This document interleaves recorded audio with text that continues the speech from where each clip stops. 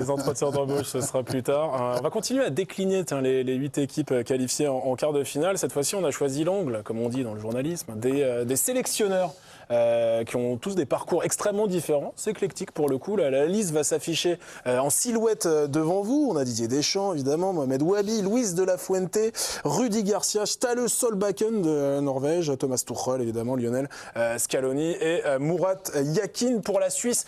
Tiens, Président, lequel trouve le plus grâce à vos yeux, à qui vous voulez le plus rendre hommage à Lauré de Secker? Moi, éternellement, Didier Deschamps.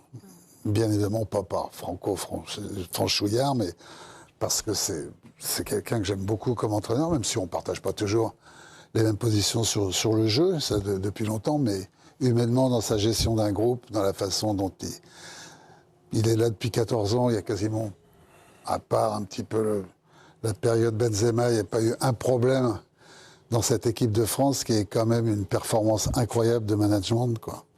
Moi, j'aurais aimé, mais il n'est pas là, bien évidemment, pas qu'on parle un petit peu plus de l'entraîneur du Cap-Vert, Pedro Brito, parce que je trouve que dans cette compétition, et déjà pas dans la dernière Coupe d'Afrique, parce que le Cap-Vert n'y était pas, mais celle d'avant, c'est un entraîneur complètement méconnu, exceptionnel.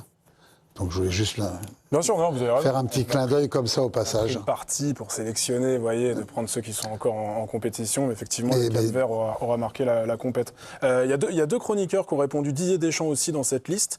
C'est Étienne Moati et Sébastien Tarago. Qui veut y aller entre vous deux? Pour tresser des louanges. Non, mais moi j'ai toujours eu beaucoup de considération pour Didier Deschamps, mais en revanche, j'ai détesté 2018, j'ai pas beaucoup aimé 2016, j'ai détesté 24. L'Euro 2024, l'Euro 2021... Ouais, c'était long pour vous quand même, le mandat.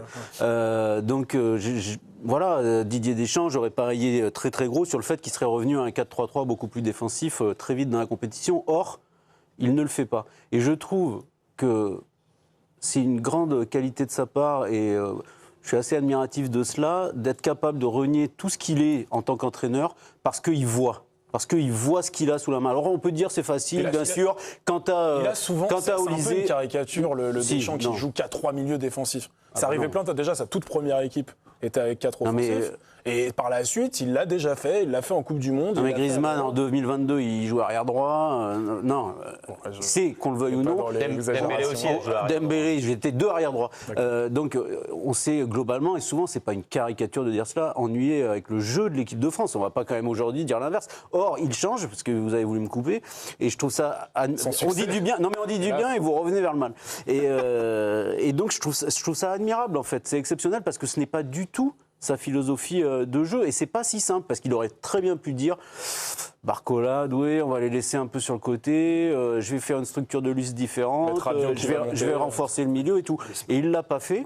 Et si jamais il gagnait la Coupe du Monde en 22 comme cela, il y aura quoi de mieux en tant que sélectionneur, entraîneur dans le monde? C'est exceptionnel. Je vais faire court parce que je pense exactement la même chose que Sébastien, mais j'ajouterais qu'en plus, il réussit à les faire jouer ensemble. Parce que c'était pas évident non plus, parce que finalement, il y a eu peu de préparation. Et puis, moi, j'étais pas convaincu que ça fonctionnerait. Je le souhaitais un peu comme tout le monde, parce que, comme Sébastien, je m'étais beaucoup ennuyé devant des matchs de l'équipe de France sur les derniers grands tournois, même quand ça gagnait. Et là, pour le coup, il met les 4 offensifs. Ça fonctionne, on voit du spectacle. Giovanni, notre bel Américain, nous a expliqué qu'on était les rois du monde là-bas parce que le jeu de l'équipe de France était spectaculaire et que c'était ça que les Américains retenaient du football mondial. Donc voilà, bravo à Deschamps. Moi, s'ils perdent, pardon, et je laisse les copains parler, s'ils perdent, vous ne m'entendrez pas dire une critique sur les choix de Didier Deschamps, pas une. Ce qui sera une J'ai aucun souci avec le fait que l'équipe de France perde, même contre le Maroc, même qu'ils passent à côté d'un match. Non, mais je m'en fiche.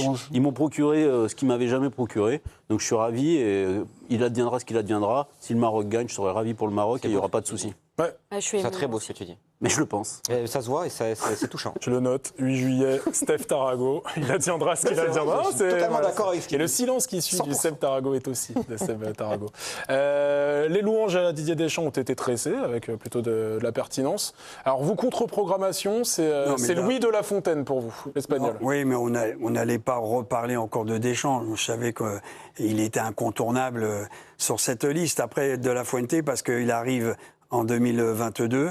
L'Espagne n'a pas été bonne en Coupe du Monde. Derrière, Il garde la philosophie, mais il fait rentrer des nouveaux joueurs. On va en parler d'Yamal et Nico Williams, qui est à Bilbao, même si aujourd'hui, il n'a pas retrouvé sa forme, et ni Yamal. D'où le problème peut-être de l'Espagne dans cette compétition, parce qu'ils n'ont plus la vitesse qu'ils avaient quand ils ont été champions d'Europe en 24. Sauf qu'ils gagnent il perd la Ligue des Nations en 25, il la gagne quand même en 23, il garde le style de jeu. De la Fuente vient de la DTN, il s'est occupé des jeunes, de 18 à 22. Moi, j'aime sa philosophie de jeu. Je trouve qu'il les manage bien. J'ai entendu des joueurs espagnols de haut niveau en parler en bien, et il donne de la confiance. Et je trouve qu'il a un parcours, même s'il a été, il ne faut pas l'oublier, joueur champion d'Espagne avec Bilbao, 2 fois. Il a fait toutes non, les mais sélections on l'a jeunes, perdu. Les gens ne le savent pas quand ils voient De La Fuente qu'il a été un joueur quand même espagnol qui a eu un parcours Mais vous la trouvez en Liga. vous la trouvez enivrante, son Espagne? Non, moi, elle est moins bonne. Non, c'est pas ça. Elle est moins bonne aujourd'hui parce qu'il y a un gros problème avec Yamal qui a été blessé 2 mois, qui n'a pas terminé le championnat avec Barça, qui a été éliminé. Il a du mal à retrouver son niveau. Nico Williams, il est blessé, il joue moins bien. Ils mettent Baena à gauche, qui est pour moi un milieu. Moi, je ne ferai pas. Mais ce que j'ai aimé quand même, c'est que quand il a démarré au premier match, catastrophique, avec 4 milieux de terrain, Gavi, Ruiz, Pedri et Rodri. Rodri revient à un gros niveau, mais là, il met Pedri, qui a besoin, qui est un peu fatigué, qui n'est pas au top du top, et avec Olmo, qui alimente 3 attaquants. Moi, j'aime, l'Espagne reste, je dirais, dans un jeu qui me plaît. Maintenant, il manque de percussion. Est-ce qu'ils vont trouver la solution d'ici la fin? J'en sais rien. Mais entre les 8, vous choisissez Luis de la Fuente, pourquoi pas. Pardon? Sosie de Vincent Lagaffe. Ah ouais, mais alors non officiel. Hein. Ah ouais, non, là. Bonjour mon ami Vincent. Je trouve quand même. Thomas. Sur le banc, j'ai l'impression de faire bip bip à tout. Bref. Sur l'Espagne, attends. Moi, sur l'Espagne, oui, je suis d'accord avec ce que dit Eric. Mais je pars de mon coach là où je réagis? Non, ouais, je sais. Je vous ai vu Dodeliné. Non, mais je suis sur ta dernière question. C'est vrai que sur cette Coupe du Monde-là, on est sur une Espagne qui est beaucoup plus équilibrée, je trouve, beaucoup plus en sécurité aussi défensive. Elle a pris 0 but. C'est là aussi où je trouve De La Fuente, entre guillemets, bluffant. Faire confiance à Rodri aussi. C'était pas forcément pour moi donné sur le début de la compétition. Il vient de sortir un 8e de finale de très très haut niveau, Rodri. Donc non, c'est très intéressant de mettre en valeur le travail de La Fuente. Mais vous, c'est Thomas Tuchel. Pas du tout, c'est Wabi. Ah non, excusez-moi. Alors ça fait 2 fois que vous me faites le coup. On prépare l'émission. Le message est devant moi. Là, j'ai Wabi ou Thomas Tuchel. Ah non, au menu de l'EDS ce soir, Wabi Thomas. Bon allez, alors vous choisissez Mohamed Wabi. Ah oui, Wabi, parce que c'est surtout pour saluer cette transition qu'il a faite avec Regragui, mais aussi pas garder totalement ce que faisait Regragui. Il a su trancher sur certains joueurs, notamment Bouffal. Ziyech était clairement en fin de piste. Assumer Saïbari en faux neuf, je trouve ça aussi c'est une très très bonne idée de sa part, et aussi sur ce qui dégage sur le banc, conférence de presse, son calme, ses convictions. Je trouve ça vraiment vraiment bluffant, et c'est très intelligent de la part de la fédération d'avoir pris Wabi. J'espère qu'il va pouvoir continuer après, parce qu'il a pour moi déjà gagné beaucoup de choses au cours de cette Coupe du Monde, et c'est aussi sur la manière d'être un peu caméléon, cette équipe du Maroc, où quand ils dominent, ils arrivent à concrétiser. Et par exemple, contre le Canada, largement bousculé en première mi-temps, et ça gagne 3-0 froidement, comme une très grande équipe, où chaque incursion, chaque action offensive est bonifiée. Donc voilà, je trouve ce sélectionneur assez bluffant. Je remarque avec un petit peu de tristesse que personne n'a choisi Rudy Garcia, qui après un début de compétition, voilà, merci. Je suis d'accord avec les amis en régie. il fait un... C'est juste cette cravate rouge qui me dérange. Il fait une belle Coupe du Monde. Hein.